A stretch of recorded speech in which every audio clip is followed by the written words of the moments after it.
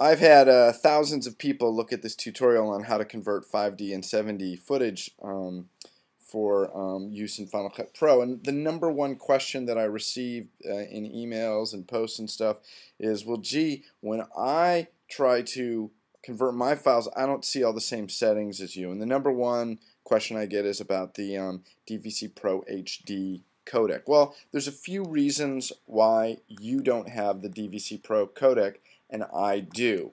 Now, for starters, the DVC Pro HD codec gets automatically installed in your Mac when you install Final Cut Pro. Now, if you don't have Final Cut Pro, but you still want to convert to that codec, there's a few ways to do about it. One is a utility here that you can download that will actually allow you to look at DVC Pro HD files but not actually encode them. So that's not quite exactly right. There's another page here I found where you can download the DVC Pro HD components for your Mac, but I'll be honest with you, I haven't tested these, so I'm not necessarily going to recommend these. And it turns out what the problem is, which I read here on the Los Angeles Final Cut Pro users group, is that Apple only licensed the codec to use with Final Cut Pro.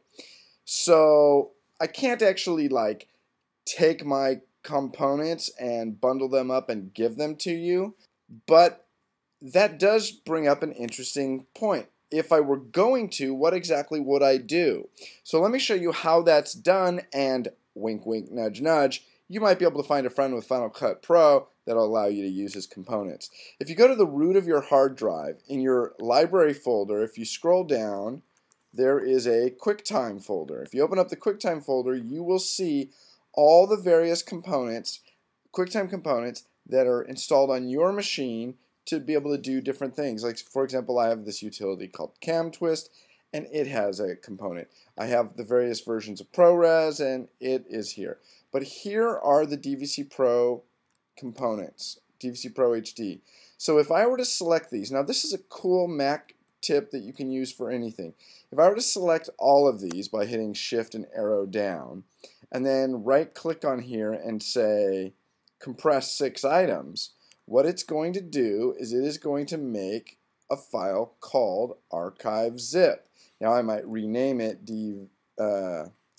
DVC Pro HD stuff, and that file right there, that 600K, that would be the file that you would then transfer to the other Mac and open it up and then put these components, these 5 or 6 components, into your QuickTime folder in your library folder. So I can't actually legally do that, but that is how it would happen. So you might want to take a look at some of these other features, these other locations here. You might be able to find what you need, but that's the problem, and that's why DVC Pro HD is not available on every computer when you install MPEG Stream Clip.